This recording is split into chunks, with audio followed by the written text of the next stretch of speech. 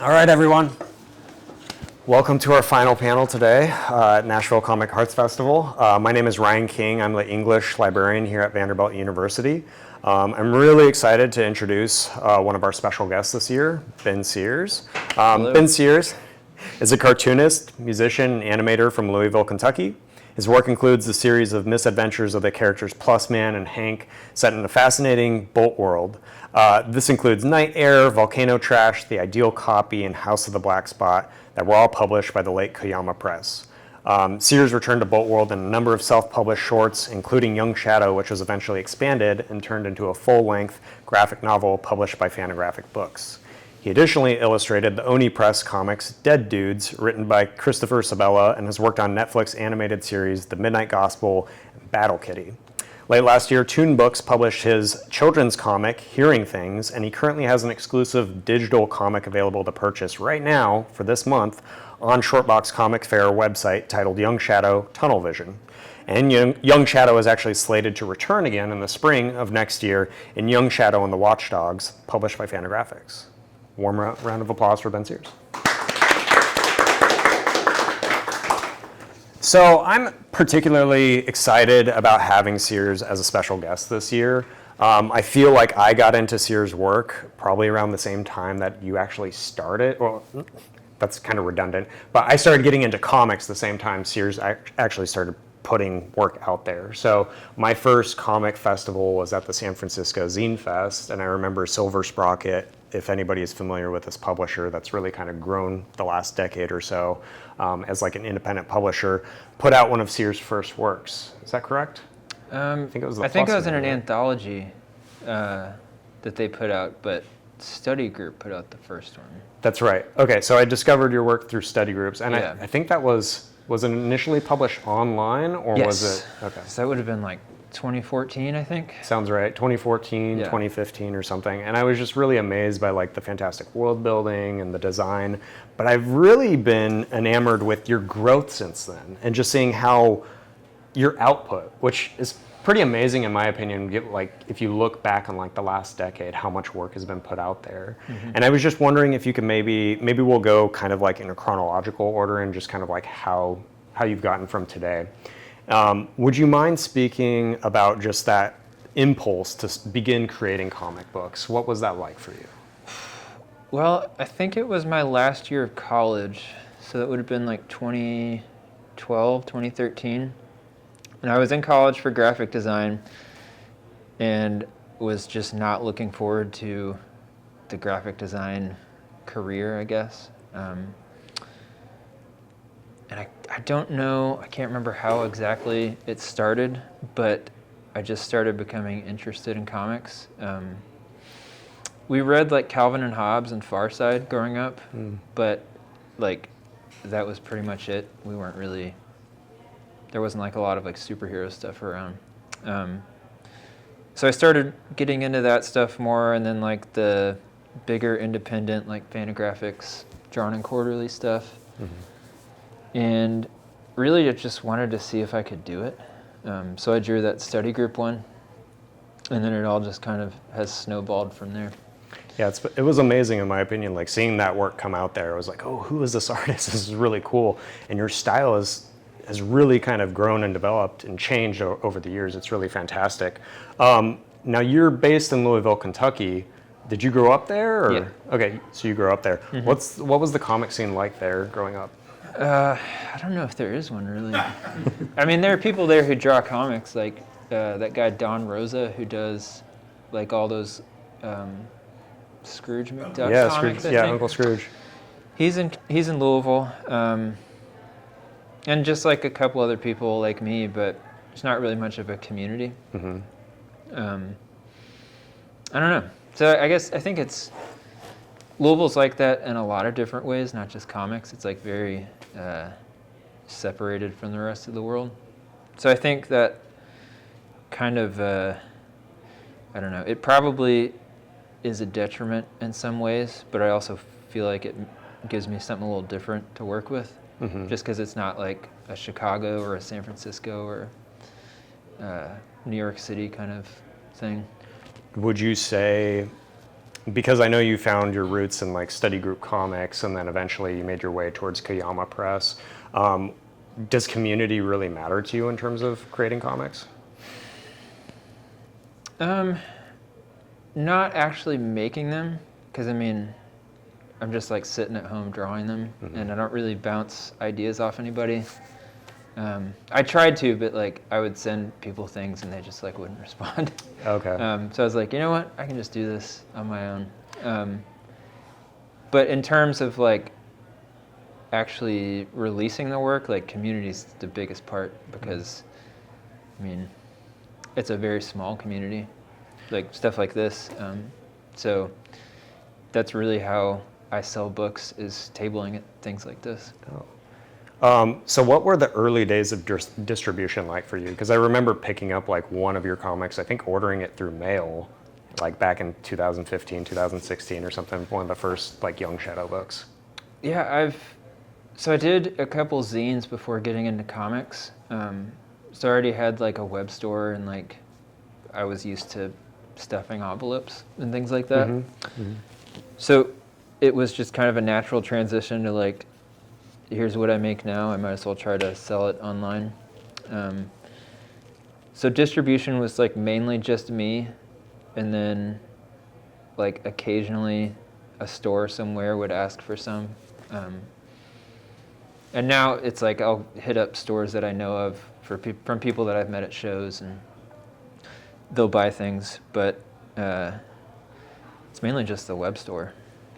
And then in terms of production for actually creating those like mini zines and comics, was that all you, or were you going to any like local printers? Like, did you have a network of people or distribution? For the black and white stuff, it was all like FedEx Office or whatever it is now. Like I'd put a PDF on a thumb drive and take it up there. Nice. And then oddly enough, the FedEx by my house, the last guy who knew how to print a PDF booklet quit. So like I couldn't really do anything up there anymore, which is crazy to think about, that like they would just not have a person who knows how to do that. That's wild. Yeah, so now I get them printed at Color Code, which is a risograph printing press in Toronto. Oh, really? Yeah. Okay, how has that worked out recently with tariffs and such? I haven't printed anything since the tariffs kicked in, so I'm kind of dreading like seeing what that's going to be like. Okay, so if there's any risograph printers or anything that want to reach out to Ben. Yeah, I met someone here today who does printing here. Yeah, we have the risograph Risology Club. Yeah, here I in think Nashville. that's it. Yeah, they printed our poster last year. It turned out really great. Yeah, so depending on what the tariff situation is like, I'm going to be looking for someone in the U.S., but for now, Color Code does a good job. Well, let's talk about that transition from going to those mini comics to eventually, I guess, would you say that you've broken into the comic industry? The fact that you're published through Fantagraphics and you've had Toon books, I feel like I have an answer, but do you feel like you've made it? If you had asked me last year, I would have said maybe. Okay. What This was the year- deciding factor? This year has been kind of like, it almost seems like an off year. And not through anyone's fault specifically, but just like, I think like how tumultuous the industry is right now. Publishers are maybe less, I don't know what the word I'm looking for is, but like they're a little more cautious about what they're putting out, I guess. So I was set to work on another Toon book, which got scrapped, and then the person I knew there is no longer there. And then the next person who got hired is no longer there. So it's all this weird like employee turnover stuff that makes it like next to impossible to get a book out through like the traditional publisher. Because I mean, really, that's like a relationship that you have to like work at and foster, because it's someone you're working with for like a year, basically. So when your person there leaves, it's like you kind of have to start over, and then it's not always guaranteed. So encountering things like that, like I'm not really sure what making it in the comics industry is, but it is a little discouraging to encounter stuff like that, like at this point, when I feel like that used to not be such a difficult thing. And working with Fantagraphics, I think, is a little bit easier because it's been the same guys for so long. And like the pay is definitely a lot lower, but I think that is a concession you have to make to have, like, you know, a more quick-moving timeline with the publishing, I guess. Mm-hmm. Yeah. Would you say in terms of comics, it's a little bit about, I don't know, would you say that it's about what you know versus who you know, or who you know versus what you know? I would say who you know. Yeah. I mean, that's like any job. Yeah. Like, I know the background as to how you got into Koyama Press and such like that, but would you like to tell the audience, like, how did you get your first gig in terms of a trade paperback? So I tabled at Small Press Expo in Bethesda, Maryland, which is like a giant small press comics festival. And I had a stack of my self-published comic and just went around handing it to people who I looked up to, or I don't know, whose work I enjoyed, or publishers even. And one of those people was Annie Koyama, who ran Koyama Press. And I think she was someone who had been following me before, but I think making that like face-to-face connection was what kind of sealed the deal. Mm-hmm. Because a couple months later, she had someone drop out of like whatever seasonal publishing line she had. And she was like, "Can you do a book by this date to get it out?" And I said, "I can give it a shot." What was that experience like, having that deadline where it was kind of like, I don't know if I'd say like all on the line, but it was definitely, it turned out to be, you're kind of like, you're in. Yeah, I mean, luckily I had been kind of deadline, I'd adhered to deadlines before that. So the deadline wasn't a huge issue, like the concept of the deadline. The deadline itself, since I jumped in kind of late in the schedule, was like, I wasn't sure I could pull it off, but you know, it was like my first real big comic, so like I just made it happen, I guess. Yeah, yeah, and it paid off. It paid off with the additional 3 books. Yeah, it was Thanking Plus, man. It was a good experience. Yeah. Going from there, I'm curious a little bit about your process. I kind of want to go into that. So when it comes to creating one of these works, whether it's the zine or these long form, what do you begin with? What's, obviously there's like an idea in your head, but maybe not. It's kind of tricky because every single time I feel like I have to figure it out for the first time. So I feel like most ideas come when I'm like watching a movie or something, and the plot is something that kind of, I feel like I can see one of my characters inhabiting, and then how would they react to what's happening in the movie or whatever, and that's like a good springboard, I guess. And usually what ends up coming out is like not really what I started with, but I mean, that's like a good, I guess that would be like a writing exercise to kind of just get anything going. And that's where the ones that I'm most proud of start, because it's like a organic spark that I can kind of track back to the beginning. Whereas like the Toon book was like, we need a book for this specific reading level. So can you come up with something that has to fit like these criteria for that reading level? And that was more of like putting a puzzle together. How much creative control did you have on that Toon book? So that Toon book was kind of a battle from the beginning. And I feel like initially there was kind of like the promise of like, yeah, do whatever you want. And then it was like, by the end of it, I was like fighting like script changes and color changes and things I had never really encountered before. which I guess it's not uncommon when you're working with a bigger publisher, but like it kind of seemed like a battle to get it across the finish line, I guess. Well, let's go back to that kind of process in terms of like the stylistic choices that say goes into like your writing or like the creation of the art. I'm always fascinated by like the color choice with your work, which it's been really fun seeing it grow from just like a black and white comic and you using like a lot of textures to really going more simple kind of ligne claire, but also like I think I was listening to an interview that you'd done and you'd mentioned that you're influenced like Gary Larson, Far Side, but then I think when you said, is it Nick Parker? Yeah, Nick Park from Hardman. Like I could not stop reading your comics after that point in claymation format. Like I could see them adapted as like claymation. I thought that was very cool and unique. But what kind of like goes in your brain in terms of like designing the worlds, or just like do you think about color first, or is that like after the fact, like the textures that even go in?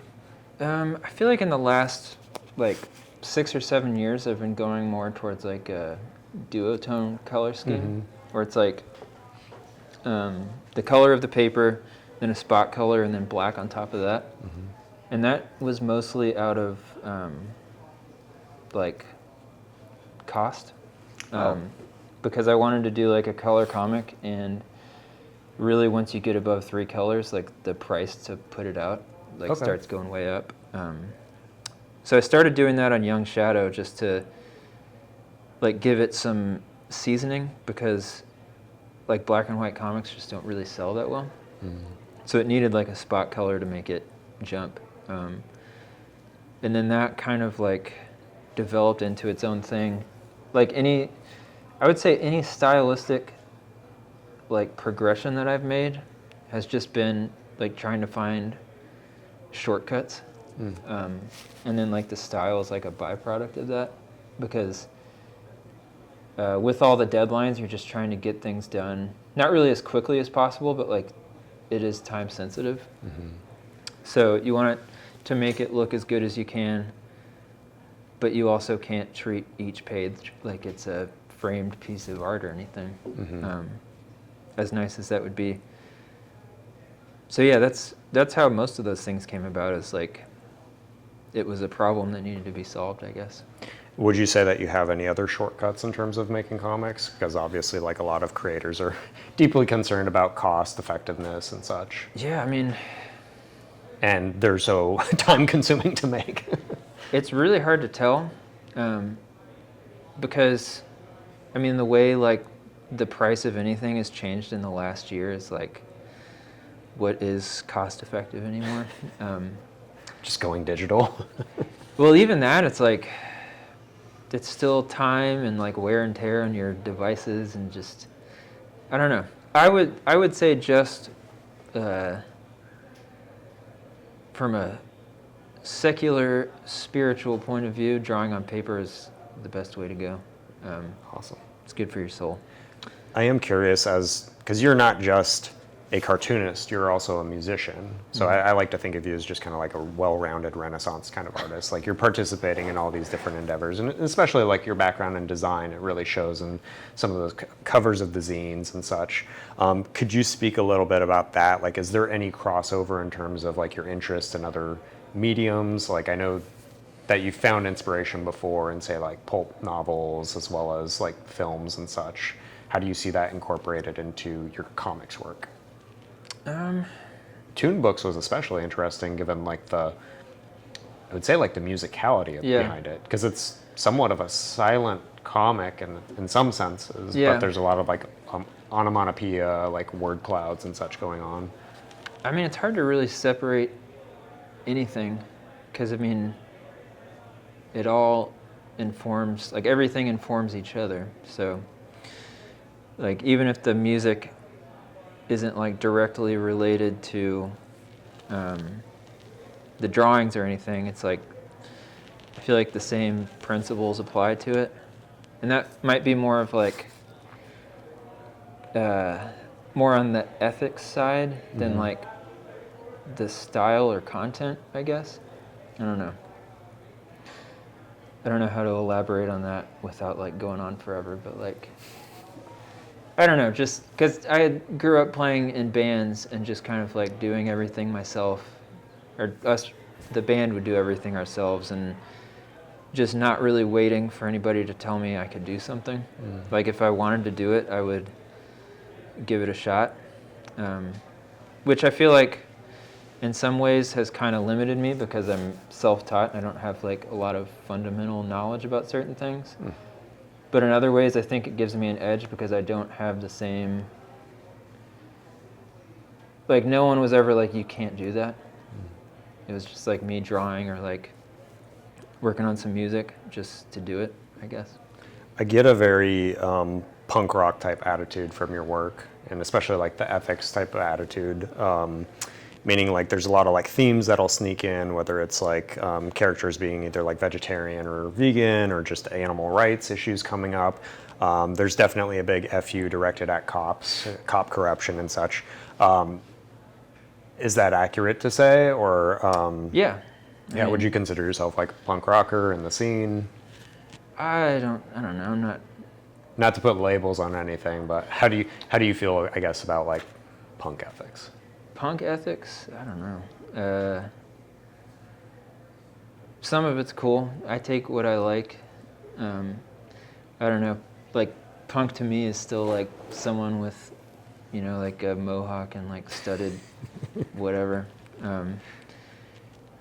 I don't know how to describe my weird little belief system, but I mean, since I did grow up around that stuff, it's like I took those things that clicked with me, but I don't really like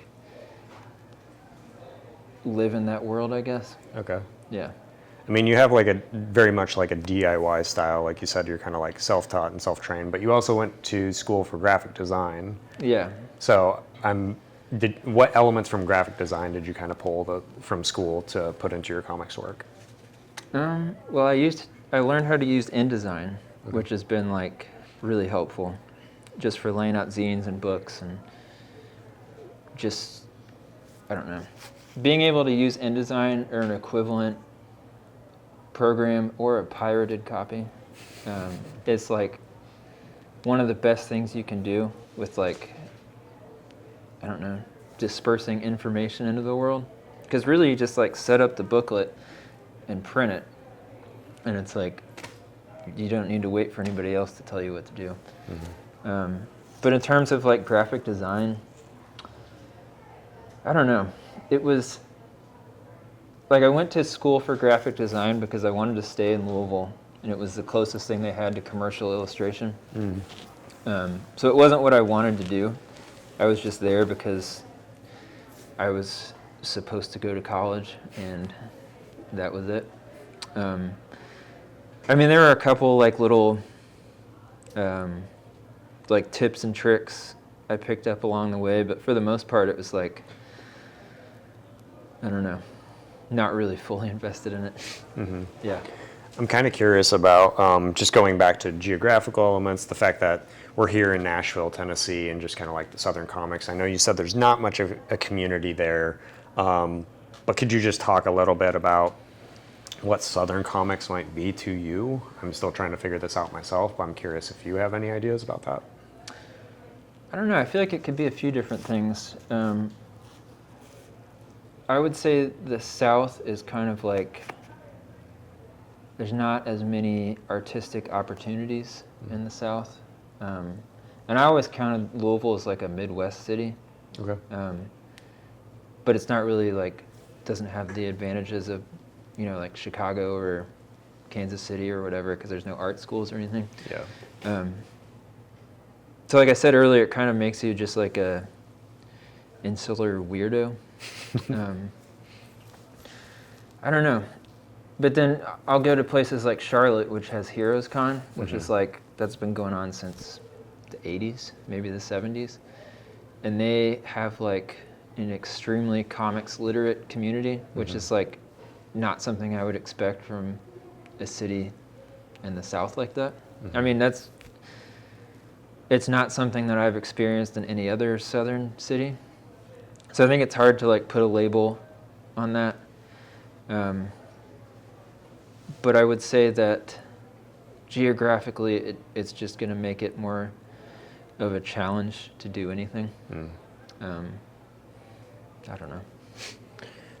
I'm curious a little bit about kind of your transition between like the work itself in terms of it's all ages, and then you just mentioned Heroes Con in Charlotte, and I'm kind of curious about kind of like your audience, like what is your intended audience for the work, given that like I know you've done some commercial work like the Dead Dudes Project, but then like given the Young Shadow pieces, the Hank and Plus Man comics, would you say that they're meant for like indie consumers or more kind of that like superhero, like the folks, the comics readers that like consume superhero comics and such? Like what is your intended audience for these? Even like maybe age range too, I'm curious about. I don't know if I have an intended audience. If anything, when I'm working on something, it's because I don't see a lot of other stuff like it in the world. And there might be a reason that there's not that much of it, but yeah, I don't know. I don't think of like an age range or anything. It's just like, what do I wish was out there for people to read, and then work from there. Do you feel like you've contributed to that kind of missing puzzle in terms of comics? I would hope so. I don't know. I don't get to talk to readers in person that much, but I mean, it would be like, that would be nice if that was the case. I don't know. What comics are you excited about right now? What are you reading?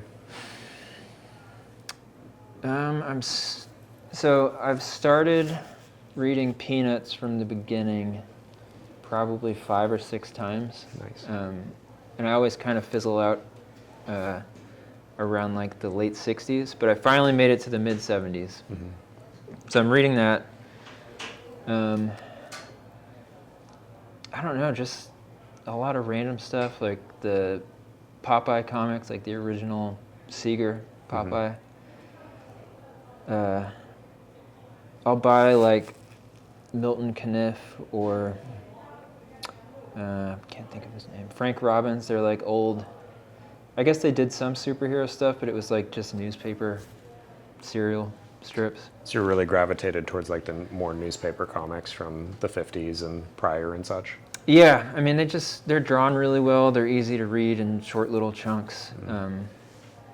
I don't really have a lot of time to read right now, so like that's just the best way to get a comics fix. And then I'm curious what you glean from those, given that yes, they can be long form ways of storytelling, but your comics tend to be much lengthier, either like, you know, short mini that could be 32 pages, or these like Koyama books, which are what, like 90 pages or something like that. So how do you translate, say, like a newsprint comic, which is meant for maybe 3-4 panels or a single Sunday page like issue, to your work? Like what do you glean from those into your piece? I mean, mostly they're just fun and easy to read. Okay. I would say the drawings are always pretty satisfying to look at. Going back to like the deadline thing, I think newspaper comics have like the strictest deadlines, so just seeing what people were able to accomplish back then. Because I feel like, you know, I don't know when the golden age of newspaper comics was, but it was like a viable career back then. I think it was in the 90s. Yeah, so just, I don't know. It's like a time capsule of when maybe arts were a little more valued, or like comic arts at least. So there's that angle as well. Now, I do want to bring up your work in animation. And so you worked on character design for The Midnight Gospel as well as Battle Kitty? Battle Kitty was a different job title. Okay. It's kind of hard to describe, but basically, you know how they had like the choose your own adventure style things on Netflix for a while? So Battle Kitty was like a show that had Super Mario World style menu screens, I guess, that were animated. Like the overworld where it's like little tiny Mario going to the different areas. So I did the layouts for those screens. Oh, nice. which is like not a job that really exists. It was a job that they needed done, and like going back to your other question, I knew somebody on the show and they asked me to do it, so it was like, I don't know, just an odd job, but it was part of the animation process. So. Yeah, what was it like going from, say, comics to animation in terms of like that character design or even creating these worlds? Like, you're very fantastic in terms of character design and world building, but what did you really kind of take away from your comics that you moved into like more animation commercial work? I think the amount of work that I was already accustomed to helped me kind of transition in a little easier than maybe someone who had gone to like an art school for animation. I don't know. I can't say for sure, but it definitely felt pretty seamless. The quality control is a lot stricter just because it has to be like on model and like fit the look of the show, which I didn't design. I mean, the biggest thing I would say is the pay, because it's like a real job. Yeah. Not saying comics aren't a real job, but like you get paid every 2 weeks for animation and you get to clock out at 5. So just that in itself is like puts you in a much healthier mindset, I think. Did you get health insurance through it? No, because I was still freelance. I was not a full-time employee. But I mean, it was still like, made me feel a little more valued, I guess. Yeah. More relaxing. Nice.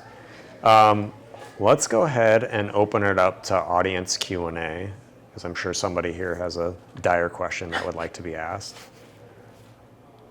Anyone? Anything at all. Well, my first question was this. You were asked, right, the question of like how you kind of got into it and everything. Were you doing other drawings and sketches and stuff before that? And then also kind of, you mentioned like not having a lot to read, and I see like a lot of different styles throughout some of the things. I didn't know like who were the top, I would say like 5 influencers or styles you think yours are like? I mean, definitely Gary Larson and The Far Side, and Nick Park at Aardman. I don't know. Maybe Akira Toriyama, the Dragon Ball guy. It's hard to pin down a lot of the, like where certain things come from, but I mean, those are always just kind of, you've seen it and then you just like those are the ones that I look at and I'm consciously like, what can I take from this to rip off as my own? Yeah. And then did you like, were you drawing before going to? Yes. So I was doing a lot of like band artwork. Since I was playing music, it was like, well, Ben can draw, so let's just have him do a shirt design or like an album cover or something. So I was already doing stuff like that, but not, like it was a totally different game than comic stuff, really. There's another question over here. As a follow-up to his, is now that you, sounds like you had a very limited amount of inspiration or things that you drew from, and you kind of came up with this very unique style of yours now. Do you look at other things that have come along, and now that you're in this world of comics that you probably sound like you didn't really much were connected to earlier on? Do you see things that go, ooh, I'm going to pull for that? Are there anything new, things that you discovered since that you've gotten into this world that have drawn from or would like to maybe tackle or draw from or be inspired by? Yeah, I didn't start reading like 10 comics until probably 10 years ago, or maybe even more recent than that. So definitely that, just the way it's presented is really kind of as good as it gets when it comes to those kinds of comics. It's like reading a bunch of the old newspaper comics, like I could never draw like some of those guys, but it's still fun to try and like maybe ape their sense of composition or something. Well, you mentioned Milton Caniff and Frank Robbins. Curious because it's sort of new to your stuff. I'm sorry, I apologize. I'm kind of late to the game here, but it seems like you have a sense of when I was thumbing through your stuff at the table, like the world building and adventure, a sense of adventures and things going on, and that's Steve Canyon and Terry the Pirates for Caniff, and then Frank Robbins and Johnny Hazard. So they were long, drawn out serials that involved a lot of characters and taking 10-10 too. So it seems like you kind of have gravitated to some of that style of storytelling, I guess. Yeah. Or I don't No, I think so. I think we were probably, like, I would imagine they were influenced by like the 1930s serials and stuff like that. And mentioning that, like, I think that's what they based like Indiana Jones and Star Wars, like parts of Star Wars on. Yeah. So, I watched. At the time, you can't get it bigger than Milton Caniff. He's on the cover of Time magazine, and I like maybe even more so Roy Crane. Have you ever? Yeah. His style, very rounded and texture-ish, like yours seems to be. That would almost be another. Yeah. But are you seeking that out, or you just have the stumble? Oh yeah. Like anytime I find like cheap collections of that stuff, I'll pick it up. But you wouldn't do it. But you didn't read that earlier on. You're just now discovering it. That's within like the last 5 or 6 years. And I guess just fuel for you, just to kind of to expand your palette. Yeah. I'm curious about the decision that you made to turn your comics into like a one world kind of like, I don't know how like Stephen King does his thing, but like obviously there was a decision to continue the stories of like Plus Man and Hank, but eventually you created this like Bolt world, and then like the Adventures of Plus Man. Where did that decision come from? Is that something that you always had in mind of doing, just working within one world in particular? So that started when I was working on a comic called Volcano Trash, which was the second book I did for Koyama Press. And the villain in that one is the police. And there was a different angle I wanted to approach, like how, because like it's coming from like a very Indiana Jones angle still with that particular comic. And like I wanted to see how it would, or what it would be like on more of a street level thing, and that's how Young Shadow came about. So it's like the same problem, just a different viewpoint. And that's kind of how I've approached it since then, is like, how are these things affecting different people in the city, I guess. Okay. I don't know. I'm curious if you've like mapped out in the foreseeable future something to do with like, do you know where you're going in terms of Bolt World, or is it just kind of more? No, I mean, I like to think it reflects current events in a way, hopefully without being too dated, but like, I mean, there's just so much horrible stuff going on to kind of not really draw inspiration from, but be like, how can I make some kind of wish fulfillment where like these horrible people actually have to face consequences? I think that's kind of the sentiments that I got when first reading The Young Shadow, because that was initially published as like a mini at like a convention and such. I think that's probably where I picked it up. And I remember reading that, and there's like the gutter punks who have their pets and they're not really like feeding them or taking care of them, and I was like, oh, this feels very like on the nose of the times, because wandering around the Bay Area and Berkeley, like seeing folks with pets and kind of wondering, who's actually taking care of who here. Yeah, so just, I mean, especially in Louisville, like the cops are just always up to something. And then, that affects everybody in different ways, so there's just kind of endless stuff to draw from there. Yeah. Are there any other audience questions? I guess I had one more that I was curious about. Maybe you guys had talked about this on some of the other talks. I wasn't around for those, but I was wondering, I guess, Ben, like how you feel about, you mentioned somebody at, leaving your contact, right? That you worked with for like a year, and so publishing companies are kind of like shrinking down.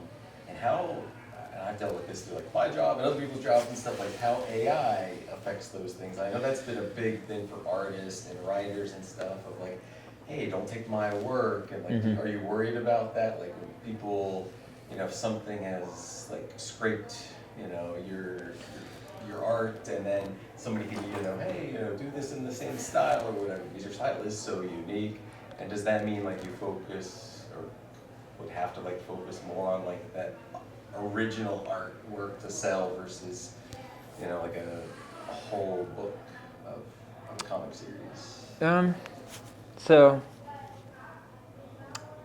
I feel like, thanks for saying I have a unique style, but I'm in the good position of it not being super popular, which I'm not trying to like down on myself, but like, you know, you see people like, I don't know, Dan Clowes or some other younger indie artist, and it's like, there are AI models trained on their art, you know what I mean? So like, no one's really scraping my stuff. Like, I've checked the databases and everything. It's like, somehow managed to dodge that. But I think, going to your other AI question,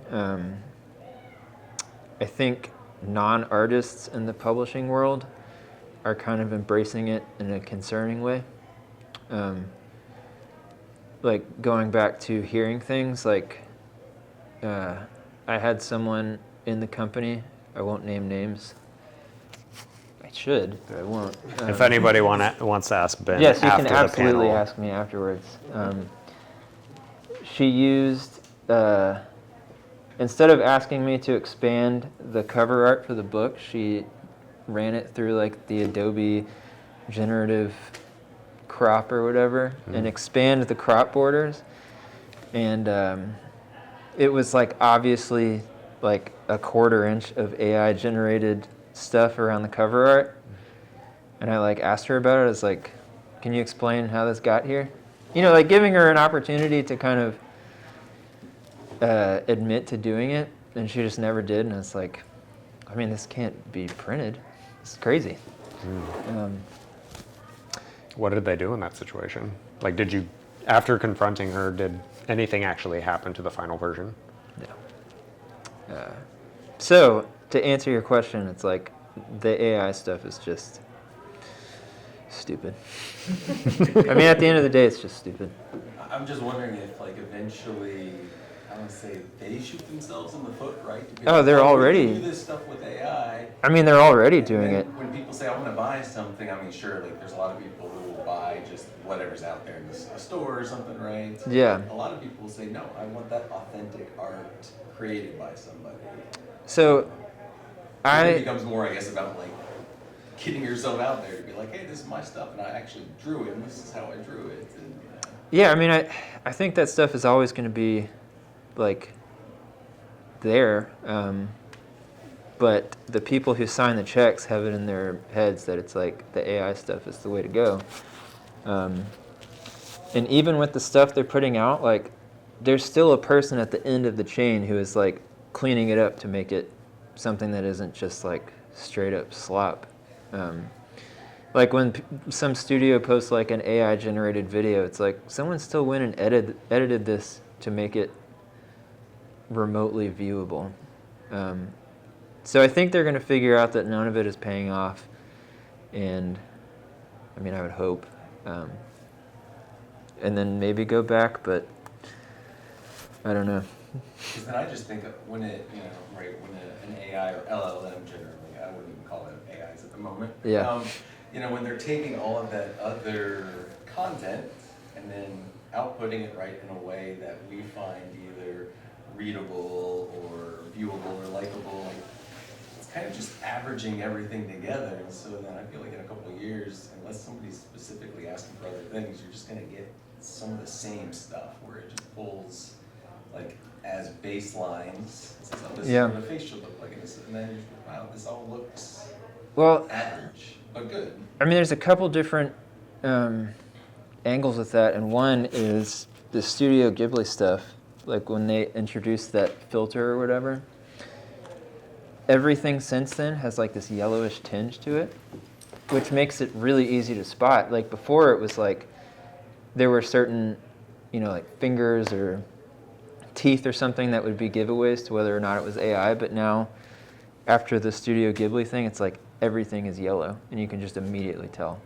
But then another thing is like, yeah, it's not just scraping nice-looking art off the internet. It's also getting like every other horrible thing that's on there. So yeah, when it's averaging all that together, it's like, I don't know, slop. Yeah. So I feel like that's where okay, my stuff is different than this. Yeah. So. We're almost at time, but I did want to wrap up with one final question. I'm curious, just being here at Vanderbilt University, we have a lot of like students, and I'm sure there's plenty of young artists that are burgeoning cartoonists and creators and such. What would be one piece of advice or anything that you have in terms of anybody who's trying to get into cartooning and create comics for the first time right now? It's a tough question. I would say do it if you feel compelled to do it. I don't know. I mean, try not to think about the money angle, because it is comics and it's like pretty low stakes. It's a good way to, like, if you've drawn at all during the day, it's a good way to go to bed and feel like you've kind of existed as a person. I don't know. Just work from there, I guess. Yeah, those are very wise words. Any other final questions before we wrap up? Well, if not, I hope everyone gives me a well round of applause for Ben Sears for being here today. Greatly appreciate it. Before we go, Ben Sears, where can they find you here at the festival? Just in the main community room? Yeah. I don't know if you remember your table. I have no idea what table number it is. Is there anything that you want to plug before we wrap up? You have your book for sale at Shortbox Comics Fest right now. Yes, I have a new mini comic at the Shortbox Comics Festival. That's online for now, but will be printed later this year. And I have a table full of stuff for sale.